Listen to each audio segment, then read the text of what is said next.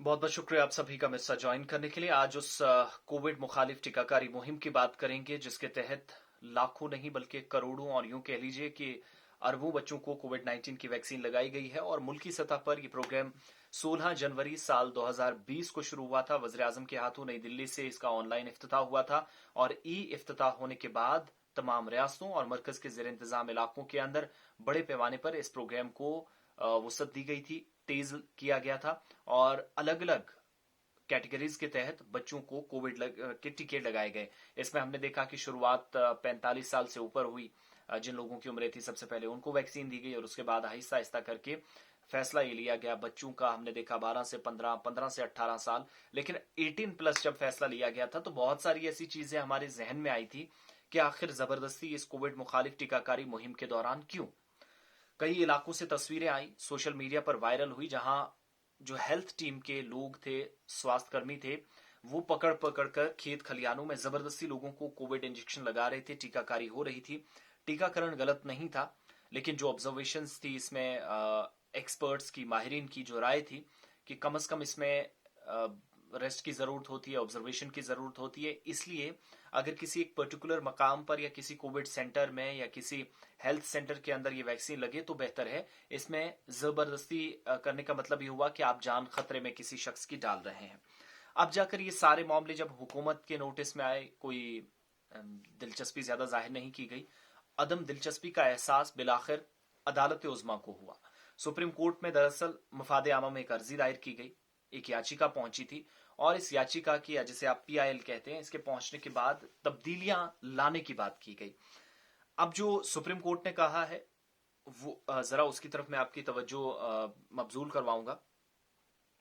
Supreme court की तरफ से जो मुल्क भर के अंदर कोविड 19 वैक्सीनेशन चल रही है उसे जरूरी करने की मांग के बीच कहा कि एक दायरा खींचा जाए, एक लकीर खींची जाए। एक याचिका पर सुनवाई हो रही थी, अर्जी पर दायर की थी कि किसी भी शख्स को वैक्सीन लगाने के लिए बाध्य नहीं किया जा सकता, यानी जोर जबरदस्ती उसके साथ नहीं होनी चाहिए। आप वैक्सीन बाय फोर्स नहीं लगा सकते, ये सुप्रीम कोर्ट कह रहा है। सुप्रीम कोर्ट ने इसके साथ वैक्सीनेशन के जो दुष्प्रभाव हैं या नेगेटिव इंपैक्ट जिसे आप कहते हैं, वो क्या है, वैक्सीन लगने के बाद कितना डेटा सरकार के पास अवेलेबल है, वो भी पब्लिक डोमेन में। और यहां तक कि अदालत ने कहा कि सबके सामने लाने की बात हुकूमत की जिम्मेदारी थी कि उसे करनी चाहिए थी, लेकिन मामला अदालत में पहुंचा है। तो अब अदालत ने हुकूमत को दिया है कि फौरी तौर पर डेटा को सार्वजनिक किया जाए, इस डेटा को पब्लिक डोमेन में लाया जाए, बताया जाए कि इसके नेगेटिव इंपैक्ट क्या है। पॉजिटिविटी हमने देख ली है, लेकिन कहीं कोई शख्स इससे मरा तो नहीं, किसी की सेहत पर कोई असर तो नहीं पड़ा, कोई उसकी देखभाल में कोई कमी आई। ये सारी चीजें वो थी जो याचिका में पूछी गई थी। और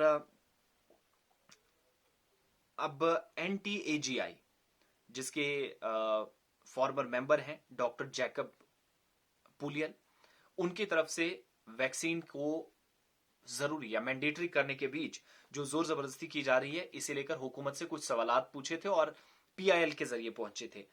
उन्होंने कहा था कि वैक्सीनेशन के जो क्लिनिकल डेटा है उसको भी सार्वजनिक किया जाए, एक तो ये मांग की थी। दूसरा उनने कहा था कि मरकजी सरकार का कहना है कि वैक्सीन लगवाना मैंडेटरी है, लेकिन राज्यों ने इसे अनिवार्य कर दिया। सरकार ने यह कहा था कि वैक्सीन अपनी मर्जी से लगा सकते हैं, लेकिन रियासतों ने इसे अपनी मर्जी से जोर जबरदस्ती कर दिया है। अब इसमें हमने देखा था कि बहुत सारी जगहों पर, पब्लिक प्लेसेस पर, उन लोगों का जाना मना कर दिया गया था जो वैक्सीन नहीं लगाते थे। कोर्ट ने साफ तौर पर कह दिया है कि एक उन लोगों को जाने दिया जाए, कोई इसमें जोर जबरदस्ती नहीं होनी चाहिए।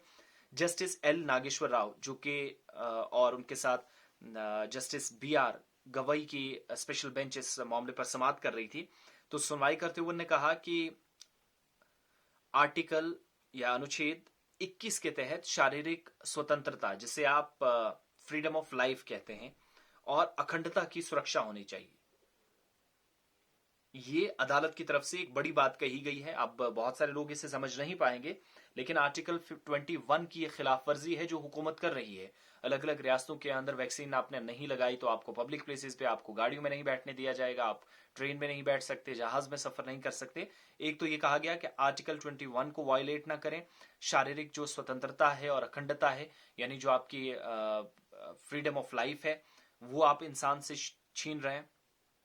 जब तक कोविड केसेस की संख्या कम है, अदालत ने कहा कि जब तक कोविड केसेस की टोटली तादाद कम है, हम सुझाव देते हैं, यानी कोर्ट हुकूमत से कह रहा है कि टीके नहीं लगवाने वाले लोगों को सार्वजनिक स्थानों पर प्रवेश पर पाबंदियां नहीं लगनी चाहिए।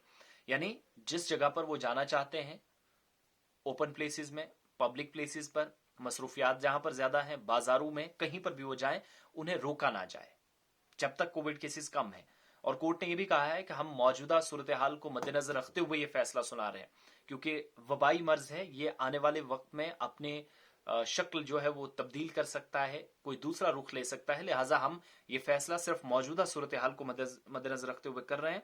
और वैक्सीन न लेने वाले लोगों पर जिन पर पाबंदियां लगी हैं, उनको जो शर्तें लगाना है वो सही नहीं है और इसे फौरी तौर पर वापस लिया जाना चाहिए। ये सुप्रीम कोर्ट ने हुकूमत से कहा है।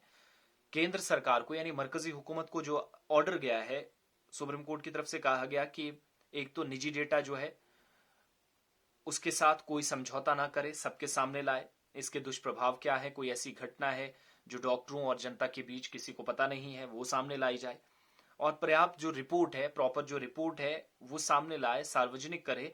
और इसके साथ सुप्रीम कोर्ट ने वैक्सीन के लिए जो जरूरी करार दिया गया था उसको भी खारिज कर दिया है कि वैक्सीन को जरूरी करार दिया जाए। यानी दो अर्जियां थी। एक पर यह कि हुकूमत ने अभी तक ये कहा कि जोर जबरदस्ती नहीं होनी चाहिए, लेकिन दूसरी तरफ जो है वो जबरदस्ती की जा रही है रियासतों की तरफ से।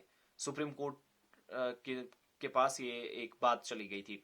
दूसरा इसमें ये चीज चली गई थी कि आप ये कीजिएगा कि इसको जरूरी बना दीजिएगा पूरे मुल्क के अंदर, लेकिन कोर्ट ने उसे भी खारिज कर दिया।